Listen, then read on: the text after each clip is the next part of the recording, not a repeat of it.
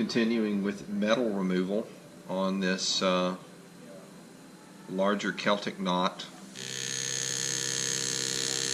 project that I'm currently working on.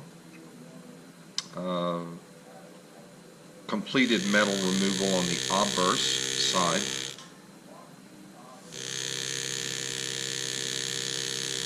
So now I'm kind of coming back in and getting the other side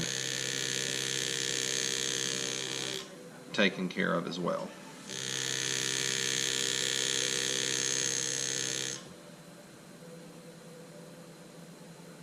As per my usual, I initially remove metal with a 105-degree C-Max carbide engraver. These are produced by GRS, and I will have to say I tend to use GRS products pretty exclusively.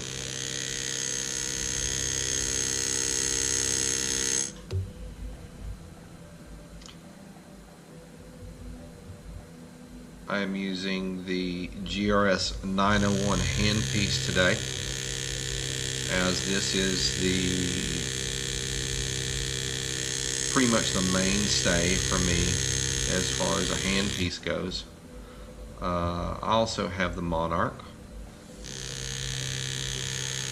which is for lighter touch. The Monarch can actually be used for Bellino engraving by those who are so skilled. For those of you who are wondering what Bellino style engraving is, a quick web search will show you what it is. These guys are absolute masters of their craft.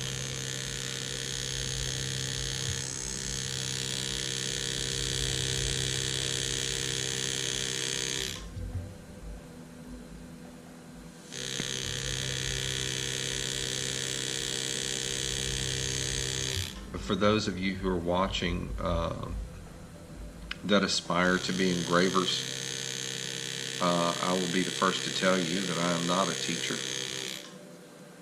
but what I know I usually try to share with those around me in an effort, to establish goodwill, as well as, you never know, you may come upon a time when there's a technique that you want to try, and somebody else has tried it, so you want to go and kind of like talk with them to see if you could get some insight on how you could do this or something along those lines. Give me just a moment. I want to check and make 100% sure my camera angle is correct as I am moving my piece around. Okay, I can see that that's a little off, so give me just a moment. I'm going to try to get my camera centered on my engraver's block, and honestly that's a little tough sometimes because of the nature of the engraving, I guess you could say. You end up, when you put a piece in a fixture and start working, if the piece is actually centered, like for example, this area right here in the center is easiest to work on. Why? Because as I rotate this piece, that center stays flat and level. I don't have to worry about it. When you start getting into the outside areas like I am, slowly but steadily moving one direction to remove metal, the problem is I end up having to constantly move my engraver's ball around because there's really no way to center this piece.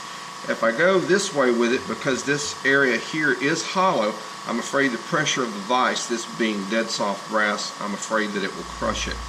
So that's why I've opted to use actually ring holders to hold this piece in place so that I can do my work. So forgive me if the piece kind of moves in and out of a field of view.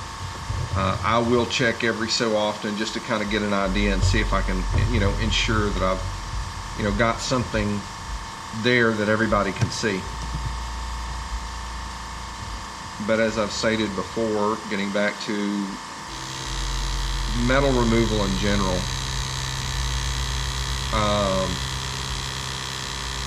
I think this is the part that every engraver really dislikes, especially if, as there is with a Celtic knot,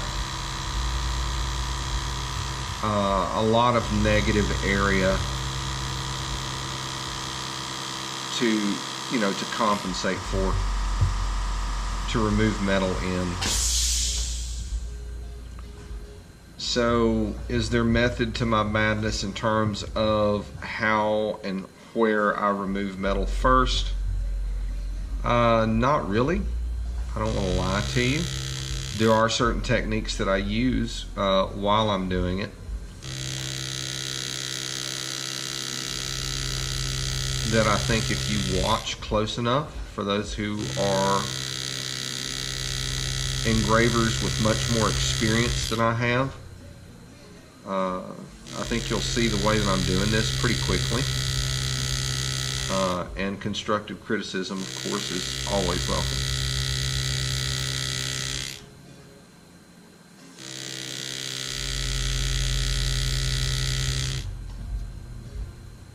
But this is truly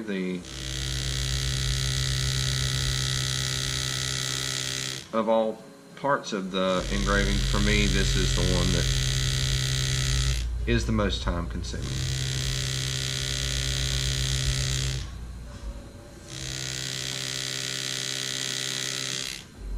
As you're doing these lines naturally with a V-shaped graver, you're going to end up with little ridges. I mean, you can come back and just, real slowly, like I'm doing right here, nip the top off of a ridge. That's not an issue. You could probably save yourself a lot of trouble there if when you set the tip of your graver, try to make it as close as possible to the last furrow you've cut. But the problem there then begins that as you're removing this metal, it's kind of like mowing the lawn. You can behind a push mower or even a riding mower, where your wheels have got to be for you to get the full cut, blah, blah, blah. Well, it's kind of the same with this. And honestly, I don't think any engraver likes spending any more time on metal removal than they absolutely have to, because it is honestly such drudgery. But there's ways to, help things and make them go a little bit smoother. I tend to try to work in the same area each time. I'll work, or at least close to the same area. I'll complete one area and then I will move on. I'll move on to my next closest area beside it. And by doing that, I have a better take on my progress.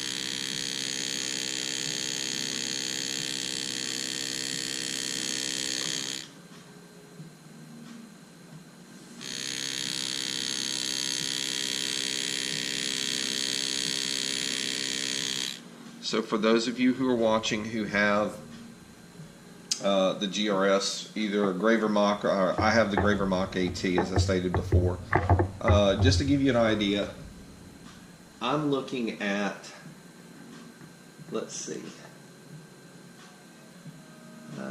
PSI. I'm working at about 19 PSI to the handpiece at just under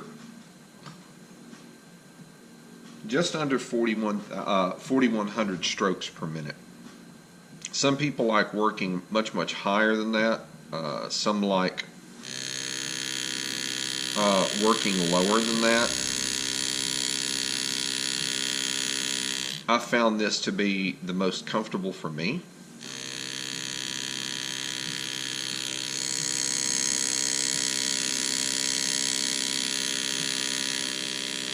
and does the best job for, you know, what I'm trying to achieve. See, that's a fancy way of saying this is why I said it here because I like it here, period. I'm not going to lie. All right. That area is going to need some work, so I'm going to get in there and see what I can do to get that spot started. So we're going to recenter here, get everything kind of like moved around again.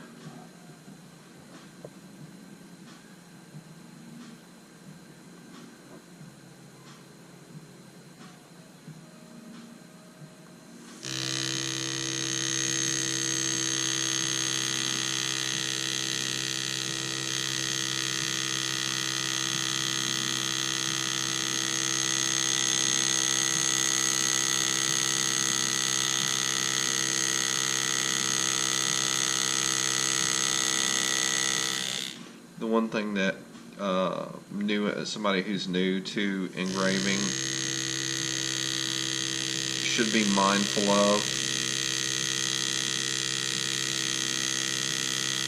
is when you're removing this metal, you want to be aware of how deep you're going with each cut. That comes with learning to control your graver, and you will develop a feel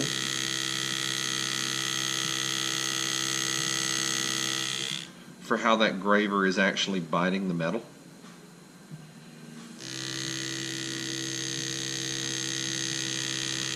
And I would imagine that most likely holds true for hand push engraving as well as hammer and chisel. I'm going to come over from this other side here.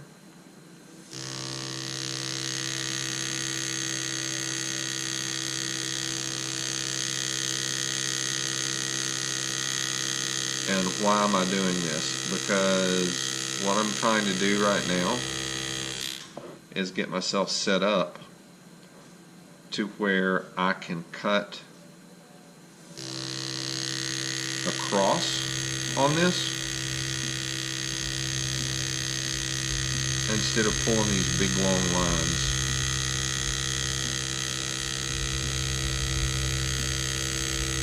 It's less I have to move my graver's ball each time, and that's of a real benefit to me.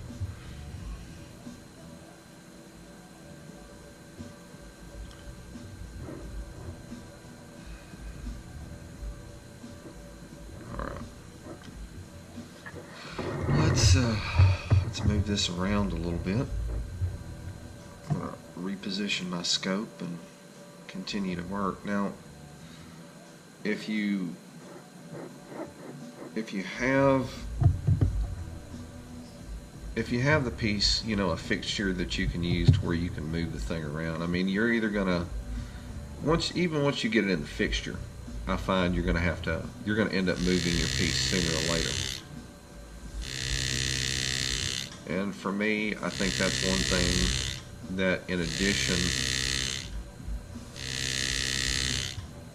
to everything that I have going, I think that is another thing that makes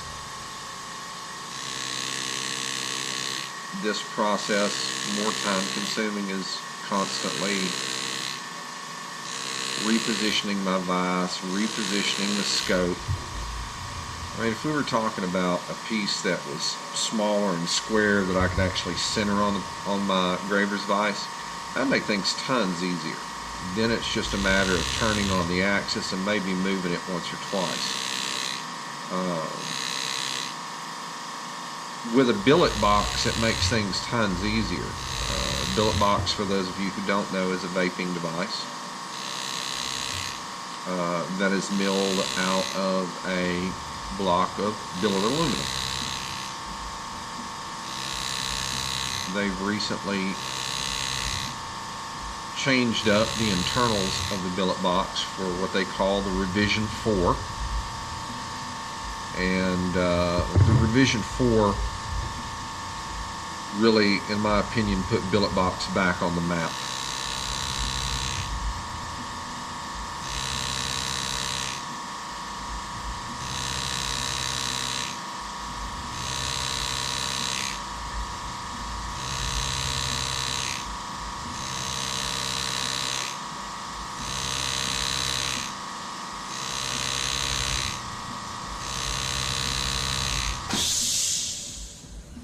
But as you guys can see, once you kind of get into the rhythm, you know, your hands will develop muscle memory on how to hold that graver and how to position the tip for the next cut.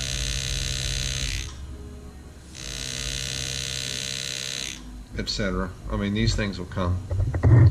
That's just time and practice. A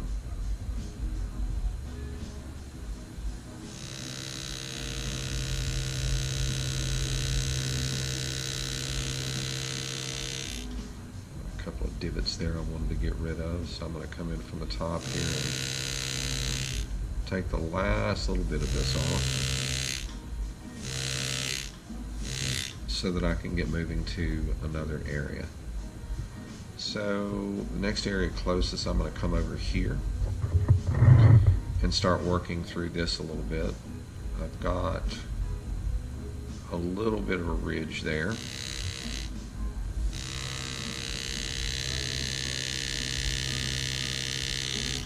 That I wanted to get rid of, which I have. I'm going to have to actually reposition my scope for this one because it's off at a wonky angle, and I don't like having to lean in a strange way while I'm cutting in the chair. Engraving will work on your neck and shoulders if your posture is poor, even more so if the ergonomics of your workstation aren't the best. And I will be the first to tell you, I'm sure there are other ways that an engraver's bench could be set up, but considering that I have a jewelry background and I'm used to a jeweler's bench, that's the way that I went. Initially, I was sitting on a stool looking down, which was probably not the best idea. But the stool was just high enough to where I could keep my back straight while looking into my gem scope for engraving.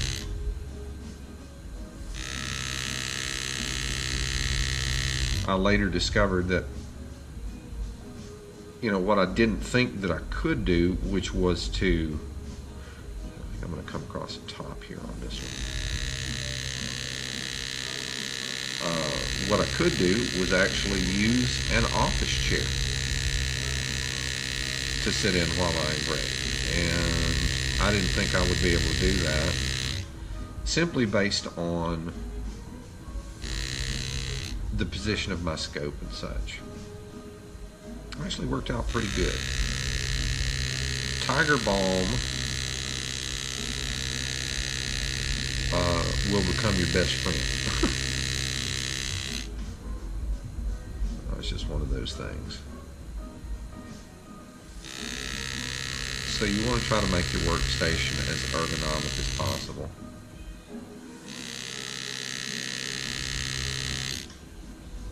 Alright, come on, get off of there. Now, you see me using my finger to actually brush these little curlicues of metal that are coming off away. And to be honest with you, that's not something that you should do. If you're working on stainless steel, it'll cut your finger like a scalpel. I learned that the hard way. My initial stint in engraving came at the, towards the last 2 to 3 years of my career in the jewelry industry. I never had a call to engrave on stainless steel. So it's been a bit of a learning experience for me. Alright, let's see. Should be able to pull the scope back and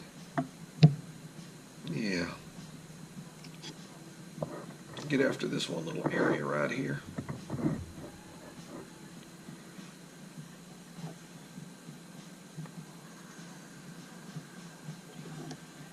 There we go. Nicely focused. So, I'm going to go ahead and start out from the bottom.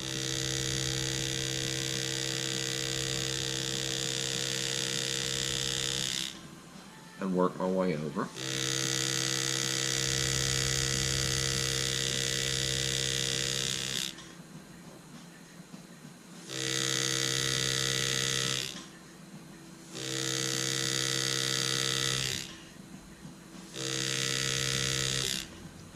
So my next step after this bit of metal removal will be to come back with a high-speed handpiece, and that is the GRS 850 high-speed handpiece. I highly recommend it for those of you who are considering engraving or do engrave and have need of a tool to remove metal rapidly. Now, I'm sure the question in your mind is floating around, why don't you use the handpiece to start with? Well, the handpiece uses a 1/2 millimeter size burr, round ball burr, okay? And it's carbide. Trying to remove that metal from the top down like that is not only time consuming, but it's risky as hell. If the ball burr decides it's going to bite really hard in the metal, you're not watching what you're doing, it'll run away from you and go across your engraving, and you end up these little tractor tracks all the way across. And that's a bad thing. Something we don't want. Alright, so I've got another area here next to where I was working that I'm going to remove. And I'm going to tell you how I'm going to go at this. It's this small triangular area. In fact, let me grab my scribe and I'll show you. Okay, I've got a small triangular area here. Now, I have a couple of choices. I can either continue to follow this curve and come all the way in. I could take a bite here to widen it up to give myself a little bit of a buffer and then go come across this way. What I'm actually going to do is sneeze. Excuse me, please. I'm going to come across the top here. Sorry about that, folks. Had a issue that I needed to take care of there. Kind of forgot what I was saying, but I'm sure we were talking about metal removal. Yippee yippee. Alright, so what I'm doing right now is just kind of figuring out where I'm going to hit next and how. I think we were discussing how I was going to take care of metal removal in a specific area, namely that little triangle right there. So I've already got the 2 lines cut on one side of it, which will allow me to go on ahead and do what I need to do without bumping into the line behind it with the V on the bottom of this graver. So now it's just a matter of continuing the process. Now, if I see as I've done before, if I see a longer, straighter line that I can actually go in and cut and save myself issues cutting metal later, I'm going to do that.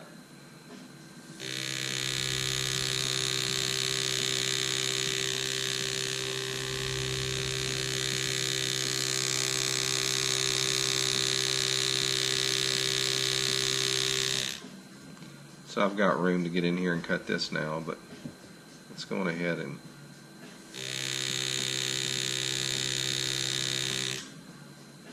knock this small area out, and we'll continue to move forward with the rest of the design.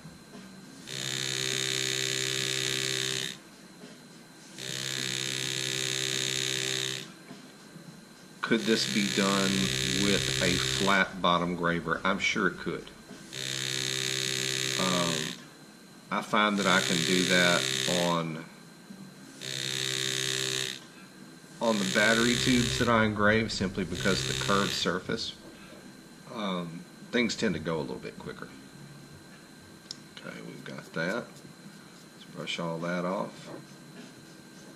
Now I'm going to come into this other side and try to clear up. Let's get this up here where you guys can see it. Try to clear up some of this area here.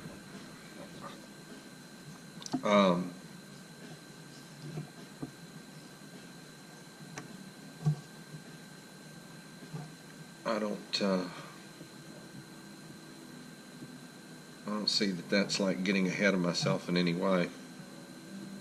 Just trying to stay prepped for what I've got going on. And of course now I'm trying to get my camera, or not my camera, but my gem scope and my vise situated the way that I want it to. And then once I've done that, I can go back in and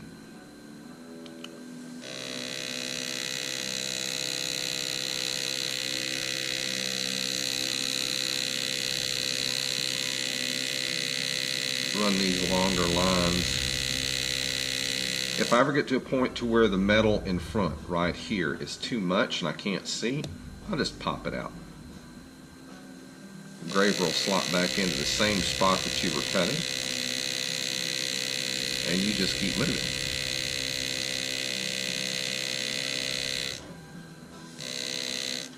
So now, because I've changed my focal length on the by tilting the piece up on one side or moving it over on one side, refocus,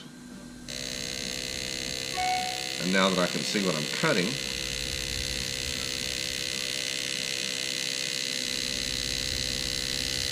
I can keep moving.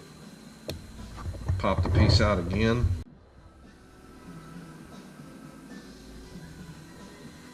Alright, so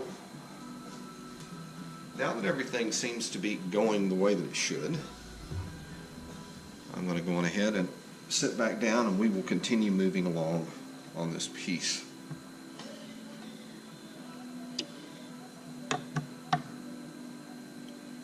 Get it where I can see, and then I'm going to continue to move down the side of this piece.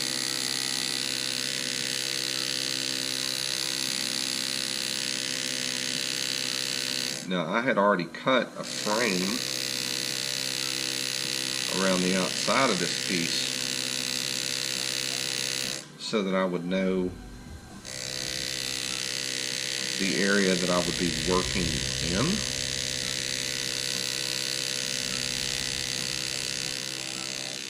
So as I ease that metal away,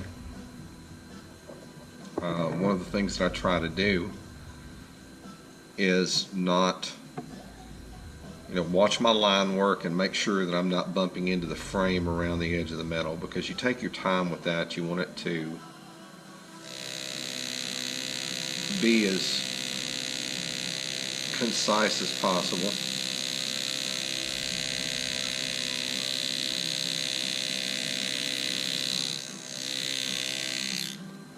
Alright, so let's keep moving.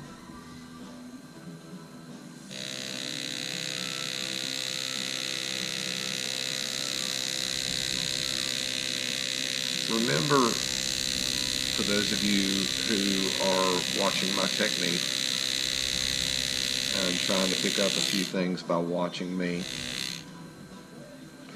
remember, you control the graver. The graver does not control you. If the graver is controlling you, either you're not gripping it right, your graver's dull, or the metal is just tough and you've not got your geometry correct. That is what I have seen so far in the experiences that I've had.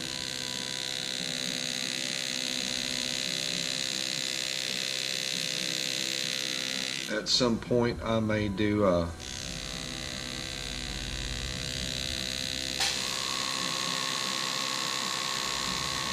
presentation on how I sharpen my gravers. That will eventually come in video form.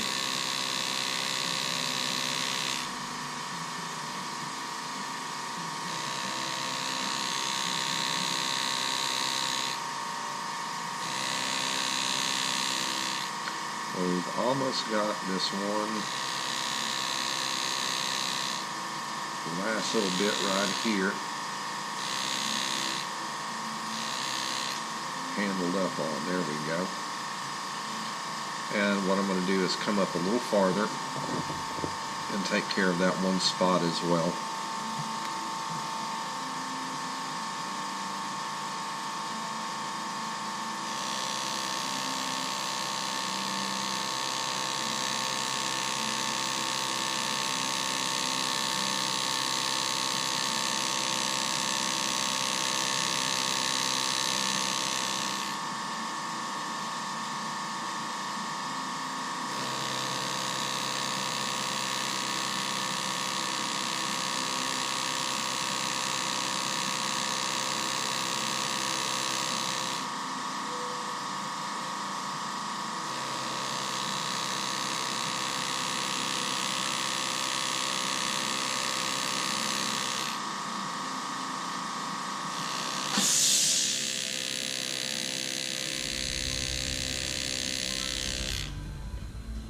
And another small area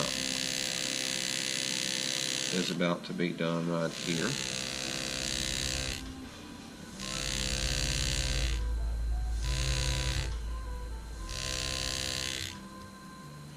And I'm not going to worry about getting up in there for right now. Right now I'm going to try to continue to, like move across here and take care of some of these larger areas that I've opened up. All right. I have an area here that I've opened up to give myself room to cut metal out in, so I'm going to go on ahead and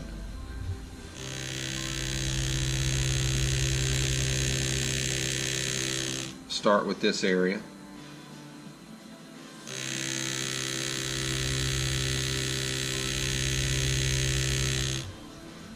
Using a pneumatic engraver is kind of the best of three worlds. Because it's pneumatic, there's actually a small hammer and a spring on the inside of the handpiece. It's a form of hammer and chisel.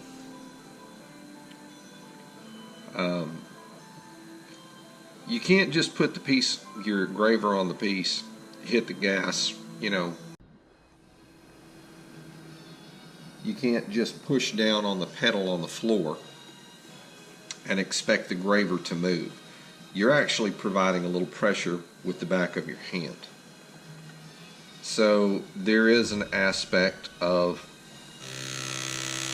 push engraving to this.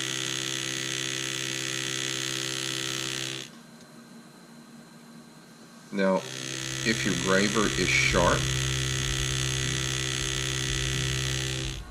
it will normally glide through the metal.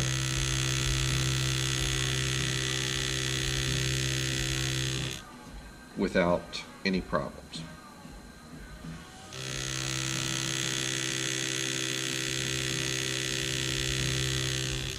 Carbide stays very, very sharp, but I do have a way to strop this like you'd strop a razor, straight razor.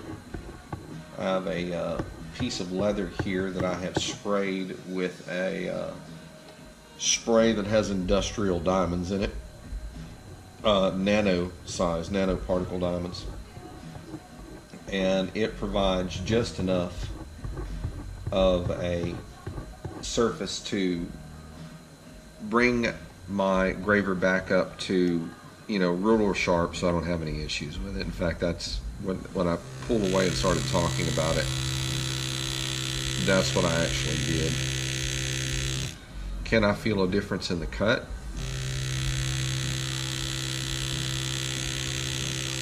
a bit, but it's not noticeably pronounced.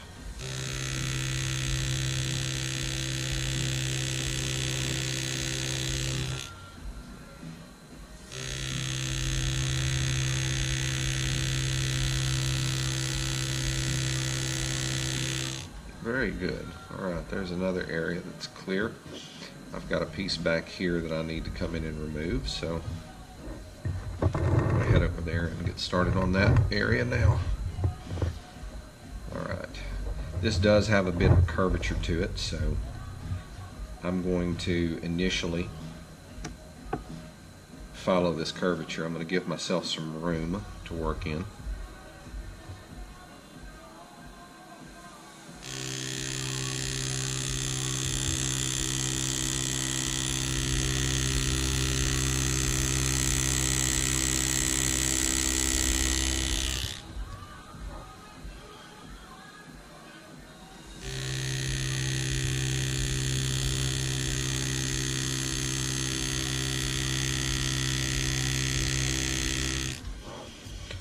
I'm not moving my right hand too much. What I'm attempting to do, and this is something you learn quick on when it comes to engraving. You move the vise. You move the piece in the fixture, not your hand.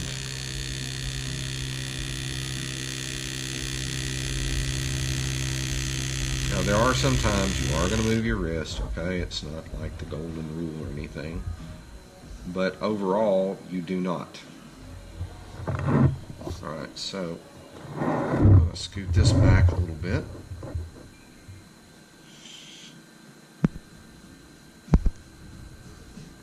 And I'm going to continue to work that one area that I just worked. Now, I'm going to give myself a couple of those long cuts first to give myself a buffer.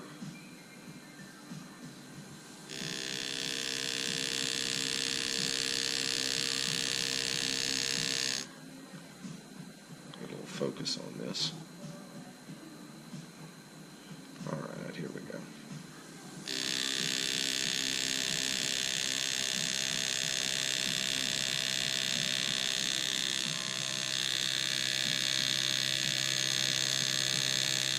Alright, and we're going to follow right behind that with another one.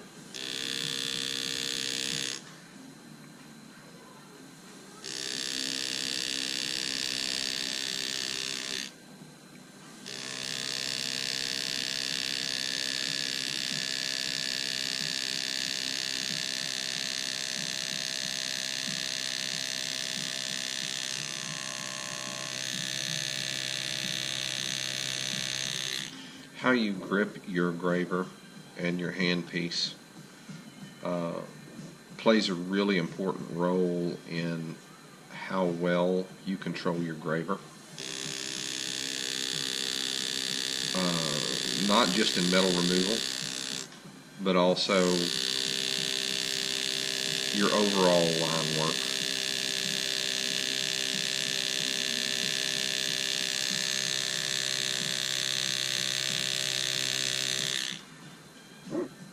It's kind of like with the Celtic knots that I do.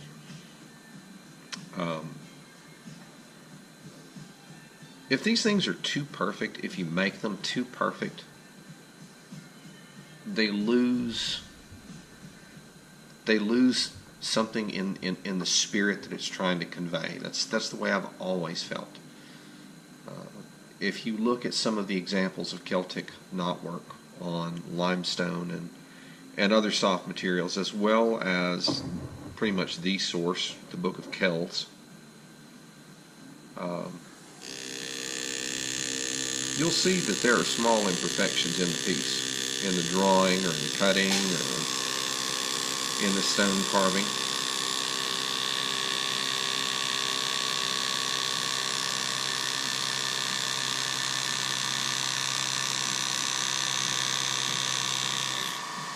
You'll always be able to spot it.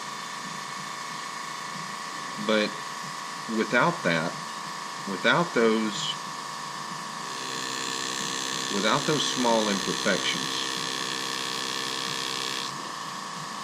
to me, you really lose something in the piece.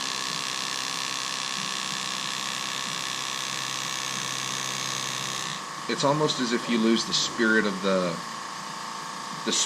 drawing, and or the piece that you're working on. It's just not there. It has no feel to it. It's mechanical. It's perfect. And that's one of the things that makes hand engraving so unique. Yeah, there's folks out there, I'm sure, that can give a computer a hell of a run for its money. But there's a difference between a rotary tip going down on a computer program and buzz, buzz, buzz, buzz, lift up, come back, move around, buzz, buzz, buzz. No, that's not what this is about.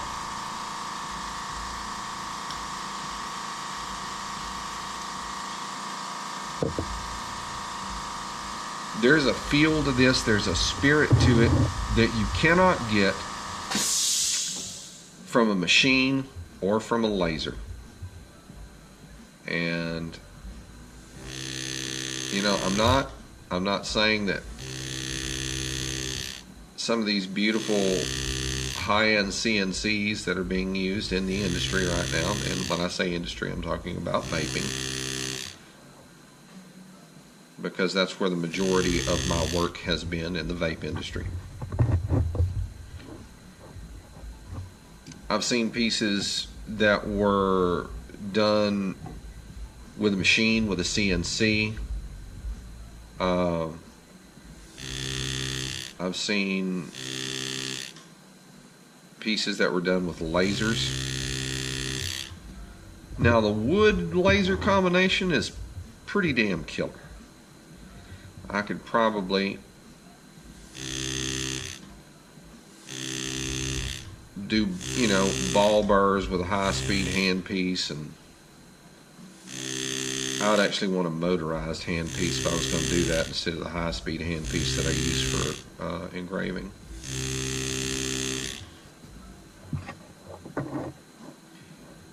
Because I'm afraid that it wouldn't have the torque to work in wood. But one of the most amazing carvers in the vape industry right now, Apaka, and I'm not sure how to pronounce his last name, so I'm not going to murder it, but Apaka carves wood, he carves bone, he carves coil or a coral. I mean, just some of the most amazing true tribal, Polynesian tribal, Maori tribal, Hawaiian tribal that I think I've ever seen. He has a feel for it. He knows it very intimately. I don't think that I could ever rival a man like that, but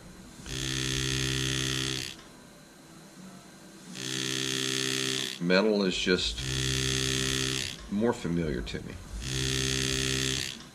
from years in the jewelry industry.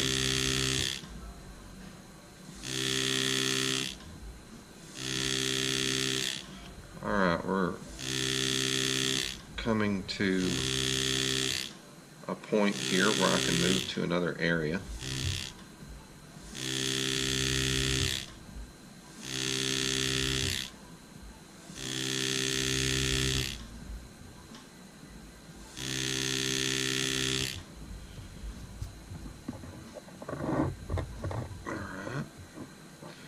Reposition, refocus, because you can't do a good engraving if you can't see what you're engraving.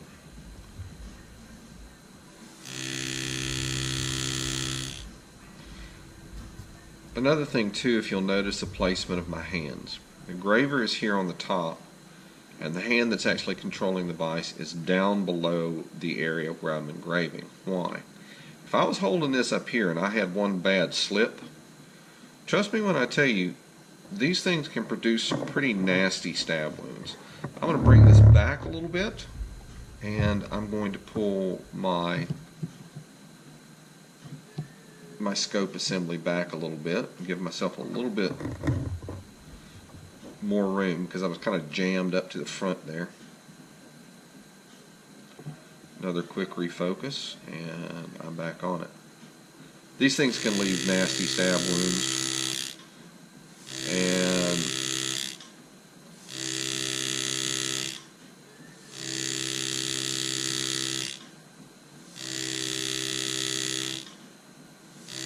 with a few simple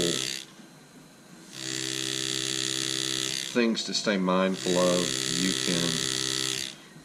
you can save yourself a medical bill and a lot of pain.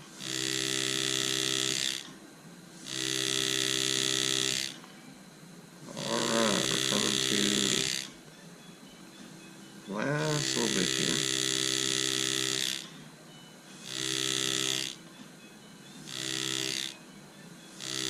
There we go. So that area is taken care of. Now, I think what I'm going to do is come across to this side and take care of some work here. Now, one of the things that I want to do before I do that is I'm going to give myself a little bit of a buffer here on the far side of this piece, and what I'm talking about is this area here.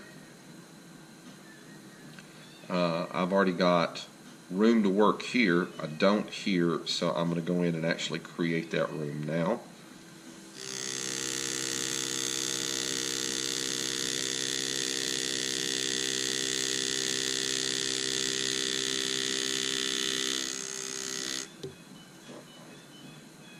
Just by removing a bit of metal.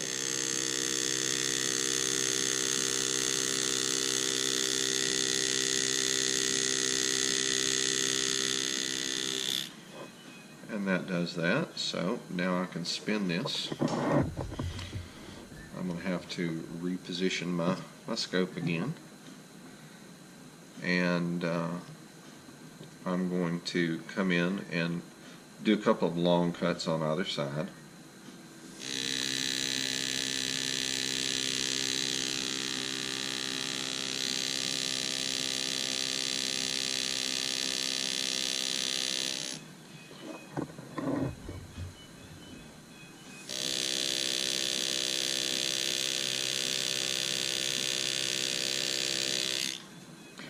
There's one, and now this one's going to be a little bit of a deeper cut. But while I'm at it, I think I'm going to remove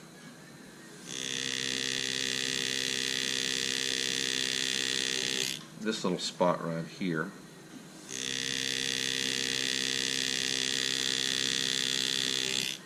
Which is just begging to be removed.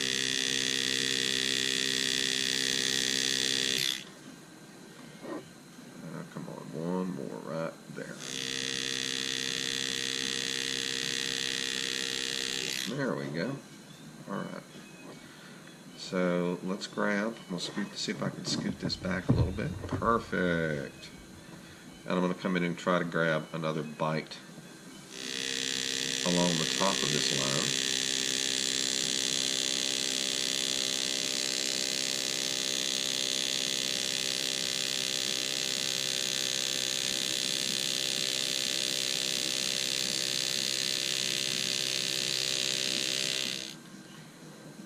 So I've done that. Now I'm going to come back in and do the same on the bottom side. I'm going to give myself a couple of cuts here.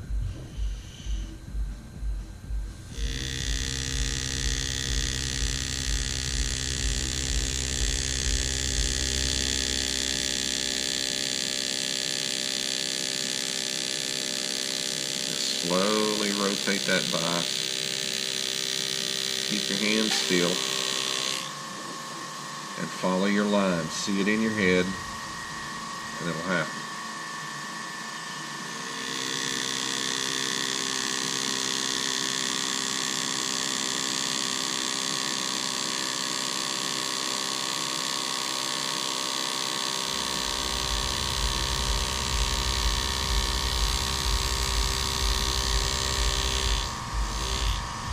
Alright, so now that we've got a little bit of a buffer zone cut on either side, I'm going to start removing metal from the bottom up. I've got one little ridge here that I'm seeing that's just kind of bothering me, so I figured I'd go ahead and get it removed right quick. And I'm going to try to tug this back towards myself a little bit in an effort to bring my camera, not my camera, but my scope back towards me a little bit, make for a more comfortable sitting position.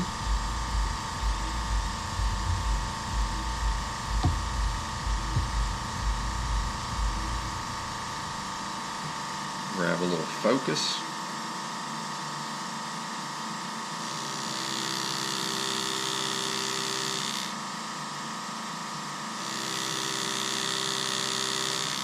And away we go.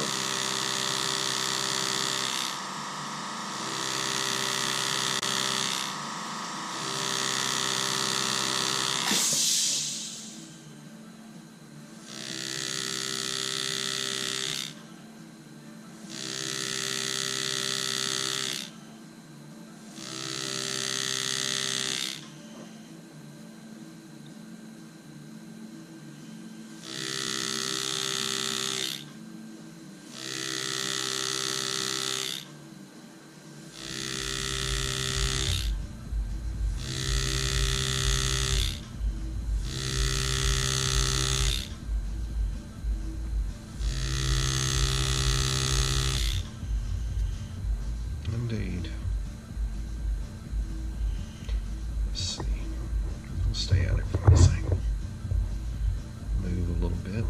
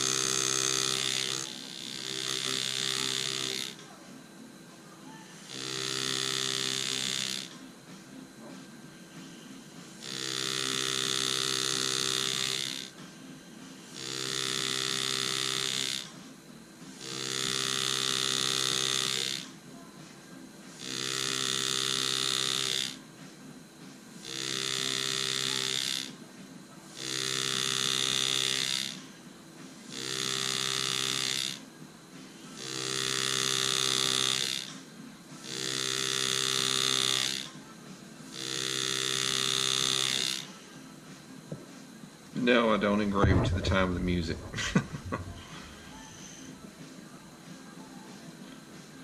But having the music on in the background just kind of helps.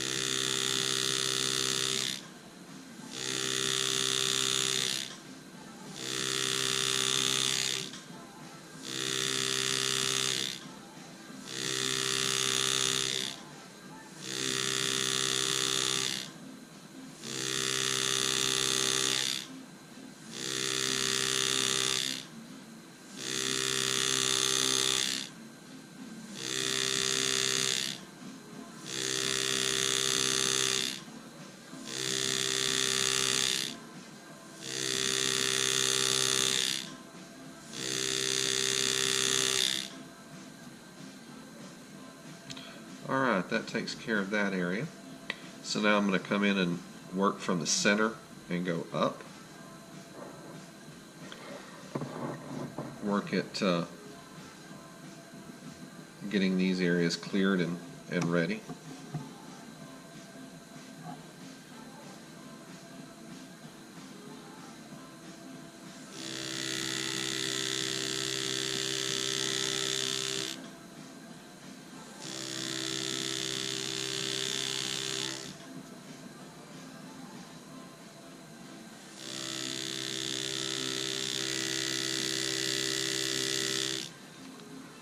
Alright, and it looks like over from this side I do have one kind of like a continuously long ridge that I want to get after, so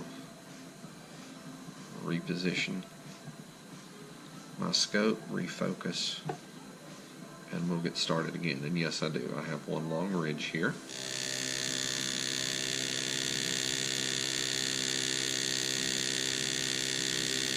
So I'm coming down the top of that ridge.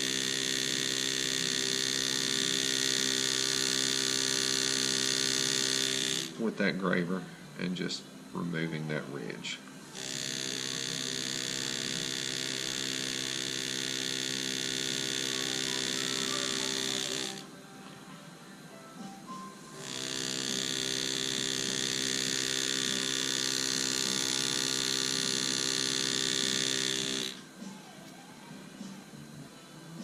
Now, this does also have some additional area here that's going to be removed.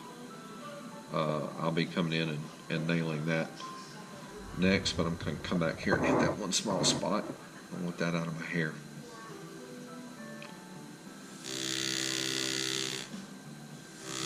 And I think what I'm going to do, folks, is call the video right here. It is 1:20. Outside of 2 cups of coffee and a couple of pieces of buttered toast, I've really not eaten. So I'm going to go on ahead and break, go grab some lunch and eat. And after I've eaten, come back and resume metal removal on this project. Thanks for stopping by, folks, and look for upcoming videos, please. Thanks for stopping by Strathclyde Engraving. Take care, guys.